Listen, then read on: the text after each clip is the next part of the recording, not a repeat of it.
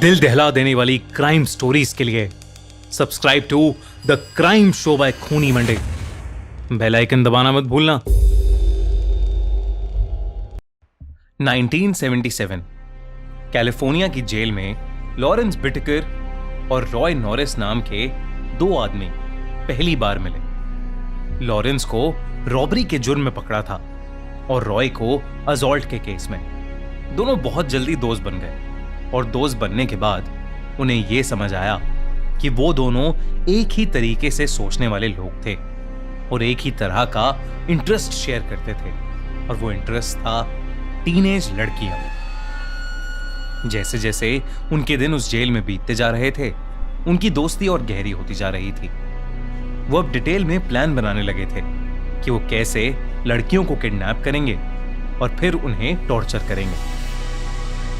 जब लॉरेंस के जेल से छूटने की डेट पास आ गई, तब उन दोनों ने डिसाइड किया कि दोनों जेल से निकलने के बाद अपने बनाए हुए प्लान्स को अंजाम देंगे। लॉरेंस जेल से रिहा हो गया और उसके रिहा होने के कुछ महीनों बाद रॉय भी जेल से छूट गया।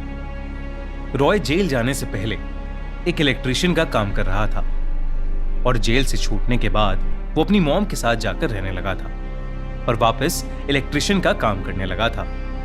एक दिन अचानक से लॉरेंस एक वैन को लेकर रॉय के घर पहुंच गया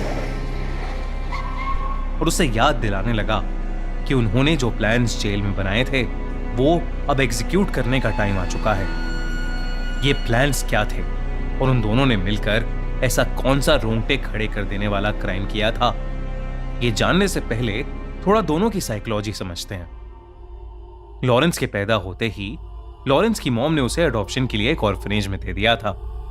लॉरेंस बचपन से ही छोटे मोटे क्राइम्स करता रहता था और जब वो एक टीनेजर बना तब उसे एक कार चुराने के मामले में कैलिफोर्निया यूथ सेंटर भेज दिया गया। जब लॉरेंस 19 साल का हुआ तो उसे यूथ सेंटर से रिलीज किया गया। उसके बाद वो क्राइम की दुनिया में पूरी तरह डूब गया। असॉल्ट, चोरी, हेरा फेरी, यही सब करते हुए लॉरेंस अपनी जिंदगी जी रहा था। इसी दौरान वो कई बार जेल गया, मगर उसके क्राइम्स कभी रुके नहीं। जेल में उसे जो साइकेट्रिस्ट असाइन हुआ था, उसने अपनी रिपोर्ट में यह बताया कि लॉरेंस बहुत ही ज्यादा मैनिपुलेटिव इंसान था, जिसके एक बहुत भयानक क्रिमिनल बनने का खतरा था। लॉरेंस को लंबी जेल तब हुई जब उसने एक सुपरमार्केट के एम्प्लॉय को चाकू से स्टैप कर दिया था और उस सुपरमार्केट में चोरी करने की कोशिश की थी। इसके बाद उसे कैलिफोर्निया मेंस कॉलोनी भेज दिया गया, जहां उसकी मुलाकात रॉय से हुई। रॉय के बचपन में भी उसके फैमिली मेंबर्स ने कभी उसे प्यार नहीं दिया। रॉय ने कभी चोरी चकारी नहीं की थी, लेकिन वो लड़कियों के साथ छेड़खानी करता रहता था। एक बार उसने एक लड़की का सर पत्थर से फोड़ डाला और रॉय को उसके लिए जेल हो गई। दोनों रॉय और लॉरेंस दिमागी रूप से डिस्टर्ब थे, जिसकी वजह से वो ये उल्टे सीधे क्राइम्स करते थे। लेकिन वो इतना बड़ा क्राइम करेंगे ये कभी किसी ने नहीं सोचा था। लॉरेंस वैन लेकर तैयार था ताकि दोनों मिलकर टीनेज लड़कियों का फायदा उठा सकें और उसके बाद उन्हें जान से मार सकें। उन दोनों ने अपनी उस वैन का नाम रखा था द मर्डर मैक।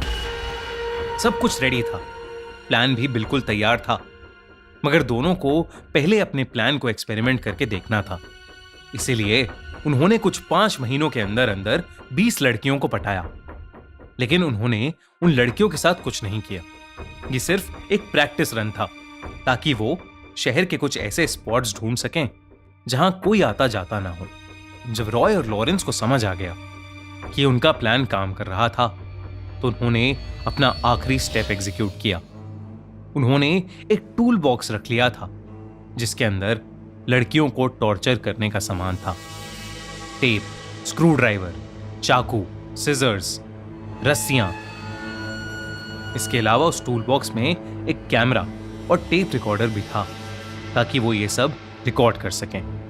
इसके बाद रॉय और लॉरेंस को रोक पाना नामुमकिन हो गया था। एक के बाद एक वो लड़कियों के साथ दोस्ती करते, उन्हें किसी भी बहाने से अपनी वैन मर्डर मैक में बिठाते और उनके साथ अपने टूल्स से बहुत बुरी तरह टॉर्चर करते। ये सब वो अपने टेप रिकॉर्डर पर रिकॉर्ड करते और अपने पोलोरॉइड कैमरा से उन लड़कियों की फोटोज भी लेते और फिर उन लड़कियों की बॉडीज को पहाड़ों के आसपास फेंक आते थे। हैलोवीन 1979 की रात भी कुछ ऐसा ही हुआ। शर्ली नाम की 16 साल की लड़की वो उस शाम अपनी पार्ट टाइम जॉब खत्म करके अपने दोस्त की पार्टी में जा रही थी, लेकिन फिर उसका मन बदल गया और वो वापस अपने घर वॉक करके जाने लगी। हैलोवीन की रात सब लोग वैसे ही अलग अलग स्केरी कॉस्ट्यूम्स और मास्क पहनकर रोड्स पर बाहर होते हैं। ऐसे में कोई भी मास्क पहनकर आकर आप पर अटैक कर सकता है और आपको अंदाजा भी नहीं लगेगा। ऐसा ही कुछ शर्ली के साथ हुआ। वो एक सुनसान गली से जा रही थी जब उसे लगा कि कोई उसे फॉलो कर रहा है। जब उसने पीछे मुड़कर देखा तो उसके पास एक वैन आकर रुका। उस वैन में एक आदमी मास्क पहने बैठा था। शर्ली डर गई तो उस आदमी ने अपना मास्क उतारा। मास्क के नीचे कोई और नहीं बल्कि लॉरेंस था। शर्ली के रेस्टोरेंट में लॉरेंस कई बार आता जाता था, इसलिए शर्ली उसका चेहरा पहचानती थी। इसलिए जब लॉरेंस ने उसे लिफ्ट ऑफर की तो वो मान गई और उस वैन में चढ़ गई। लॉरेंस और रॉय दोनों ने पहले तो उसके साथ खूब हंसी मजाक किया, लेकिन जैसे ही उसका घर आया रॉय ने गाड़ी मोड़ी और तब शर्ली को लगा कि कुछ गड़बड़ है। रॉय और लॉरेंस एक सुनसान जगह में गाड़ी को ले गए और फिर उन्होंने शर्ली के साथ भी वही करा जो बाकी लड़कियों के साथ करते थे। उन्होंने उसके साथ जोर जबरदस्ती की, शर्ली को बुरी तरह टॉर्चर किया और उसे मार डाला और फिर उसकी बॉडी को किसी घर के लॉन में फेंक कर वहां से चले गए। रॉय अक्सर एक बार में ड्रिंक करने जाता था जहां एक आदमी उसका अच्छा दोस्त बन गया था। उस हैलोवीन की रात रॉय ने शराब के नशे में अपने उस दोस्त को अपने क्राइम्स के बारे में सब कुछ बता दिया। कैसे उसने लॉरेंस के साथ मिलकर उन मासूम लड़कियों की सीरियल किलिंग की थी। रॉय का दोस्त ये सब बातें सुनकर इतना घबरा गया कि उसने ये सब जाकर पुलिस को बता दिया। जब पुलिस को ये सब पता चला तो उन्हें कुछ समय पहले की एक कंप्लेंट याद आई जिसमें एक लड़की ने पुलिस को बताया था कि 2 आदमी वैन में आए थे और वो उसे छेड़ने लगे थे। और फिर जब पुलिस को शर्ली की बॉडी मिली तो उन्हें यकीन हो गया कि उसका मर्डर भी इन्हीं टूल बॉक्स किलर्स ने किया होगा। इसके बाद दोनों को फौरन ढूंढकर अरेस्ट कर लिया गया। लॉरेंस के अपार्टमेंट से कई लड़कियों के कपड़े, ज्वेलरी और उनका सामान बरामद हुआ। वो सारी लड़कियां मिसिंग थीं। पुलिस ने ये सब एविडेंस के तौर पर यूज किया। रॉय नॉरिस ने अपने जुर्म को कबूल कर लिया और वो लॉरेंस के खिलाफ टेस्टिफाई करने को भी तैयार हो गया, जिसकी वजह से उसकी फांसी की सजा को थोड़ा कम कर दिया गया। वहीं दूसरी तरफ लॉरेंस को अपने जुर्म का कोई गिल्ट या रिग्रेट नहीं था। कोर्ट केस चलते हुए वो हर समय बस हंसता रहता और अपने आप को एक सेलिब्रिटी समझता रहता। उसे कोर्ट ने डेथ पेनल्टी दी। जो इस केस का इन्वेस्टिगेटिंग ऑफिसर था उसने टेस्टिफाई किया था कि उसने आज तक लॉरेंस से ज्यादा ट्विस्टेड और घिनौना आदमी कभी नहीं देखा था। ये केस आज तक की हिस्ट्री में सबसे ज्यादा रुथलेस और दिल को हिला देने वाला केस साबित हुआ।